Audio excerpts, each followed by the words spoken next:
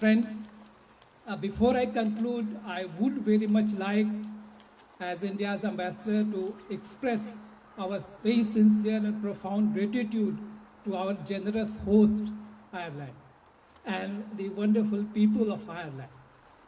As we celebrate Republic Day, we very gratefully remember the strong influence the heroic freedom struggle of Ireland had our own freedom fighters. After independence from the British, Ireland was the first country to declare itself a republic. And therefore it provided an inspiring example for India. And the 1937 Constitution of Ireland provided a very fine blueprint for a modern republican constitution of India. We in India benefited tremendously from the wisdom and sharing of experience by Irish legal experts, including President Eamon de Valera. He was extremely generous in sharing his first-hand experience of functioning of a republican constitution, and we remember him gratefully. Friends, as Honorable President conveyed in her message, India has come a long way since 1950. India today is the fifth largest economy in absolute dollar terms, third largest economy in purchasing power parity terms, the fastest growing G20 economy.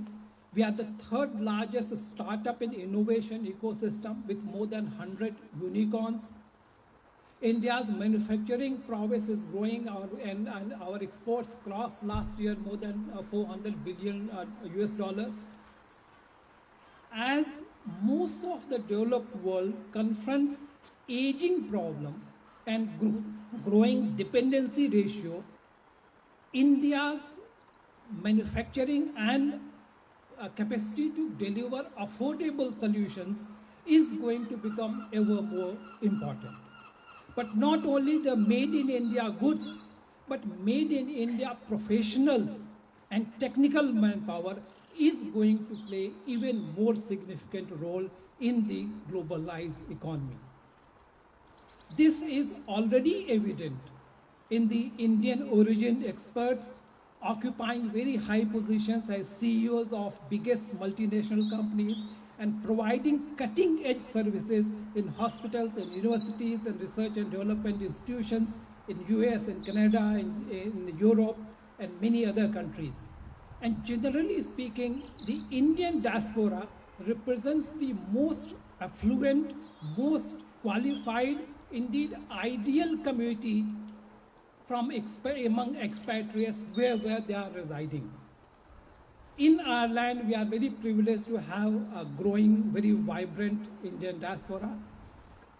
Informal estimates are that it has crossed about 60,000 people.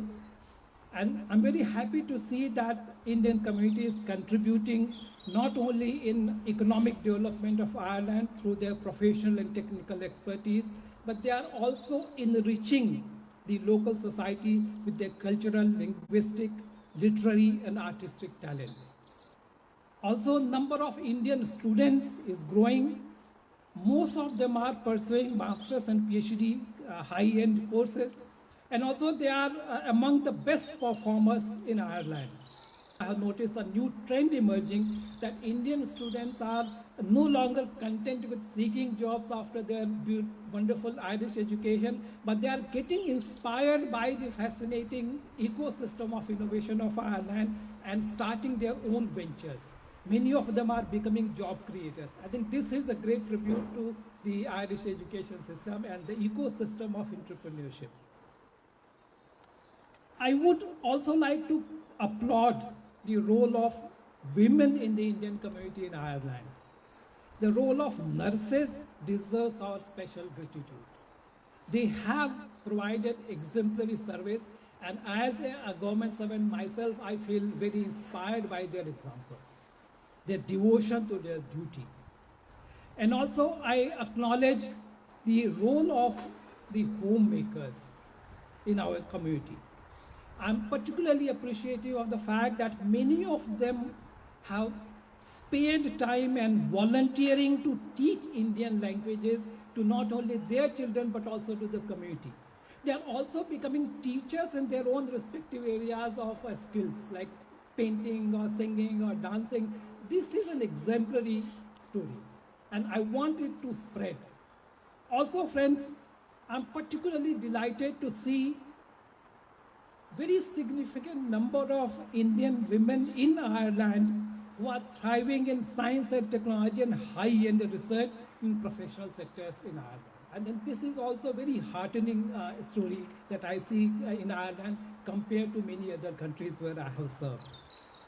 Given the enormous goodwill and complementarity of our economy and our own respective strategic locations, I do believe that there is a huge untapped potential for India and Ireland to forge, broaden and diversify mutually beneficial linkages and partnerships. In this, Indian diaspora has a very important role.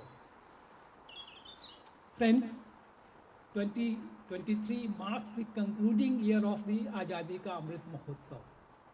And Honorable Prime Minister has given us a vision of Amrit Kal to prepare for the next 25 years when India becomes 100-year-old as an independent nation. And in this context, he has given the nation a collective pledge, Panch Pran. Let us, friends, keep in touch, think together, think out of the box, think big, and work together to realize our dreams. Uttishtat Jagrat Prapya Varan Nibodhak.